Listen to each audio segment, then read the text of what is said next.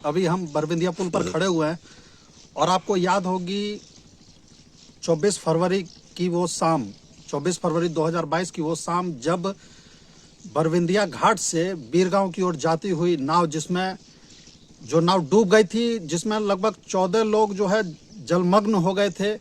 काफ़ी मशक्क़त के बाद उन लोगों की सबको निकाला गया था, जिससे मैं जिला प्रशासन लेके राज्य सरकार की नींद तक हराम हो गई थी। स्थानीय जनप्रतिनिधि परेशान हो गए थे, लेकिन उसका एकमात्र कारण ये था कि कोई भी यहाँ सेफ्टी रूल्स का पालन नहीं किया जा रहा था।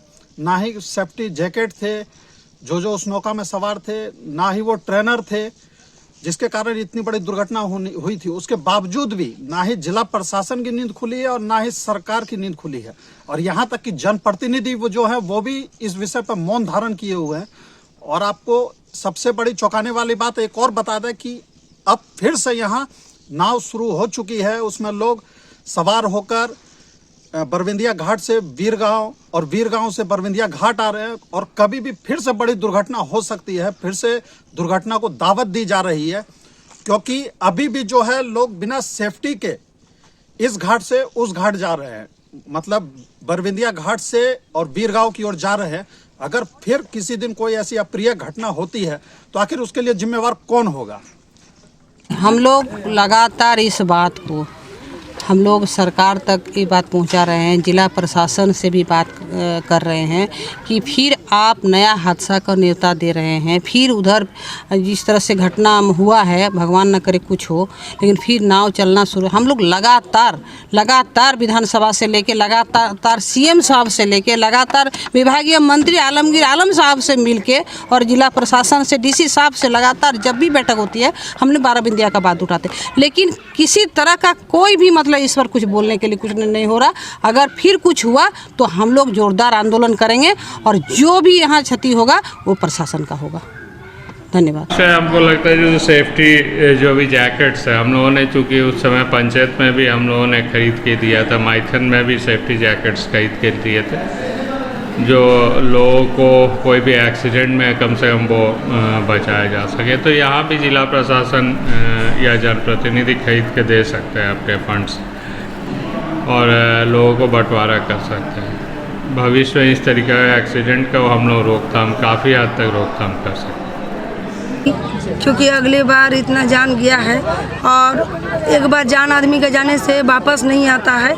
इसमें उन लोग को भी समझना चाहिए और व्यवस्था को भी समझना चाहिए, नाव वाला को भी समझना चाहिए कि इतना आदमी बिना जैकेट का हम क्यों लेके जाए।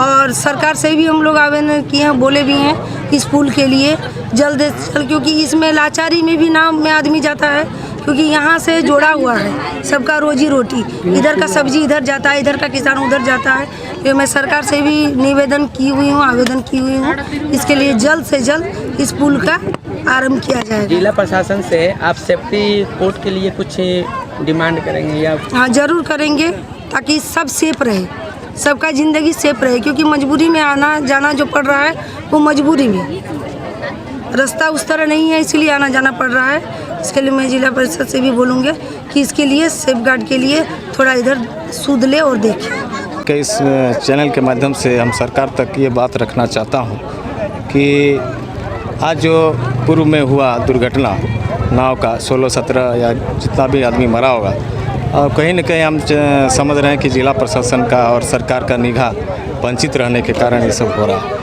और अगर ज़रा से भी सरकार अपना जो है सो लिंक इसमें बैठा देता कि कोई अगर ऐसा कोई सिस्टम बना देता कि सरकार का निगाह में ये सब हो, ये जो नाव का दुर्घटना जैसे हो रहा और भविष्य में ना हो, इसके लिए सरकार को संज्ञान लेना चाहिए। और सबसे अहम बात यही बोलेंगे कि इतना होता ही नहीं।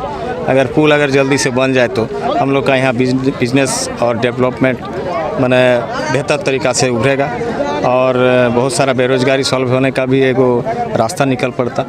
तो हम लोग को कहीं न कहीं इसमें स्वतः कार्रवाई करके और सरकार को स्वतः ध्यान दे के इस पुल को कहीं न कहीं जो है इम्प्लीमेंटेशन कराया जाए। हम एक समाज सेवी होने के नाते अनुरोध करता हूँ कि इस पुल को किसी तरह से सब सरकार और जिला प्रशासन संज्ञान में ले और बेहतर तरीके से नाव का जो है ये सब जो हो रहा ये एगो सिस्टम बना दे, सरकारी सिस्टम, सरकारी निगाह, कि ताकि जो है सो सरकार के निगाह के बाहर काम नहीं होना चाहिए। आप देख सकते हैं पीछे नाव आ रही है, उसमें लोग सवार हैं और वो भी बिना सेफ्टी जैकेट के।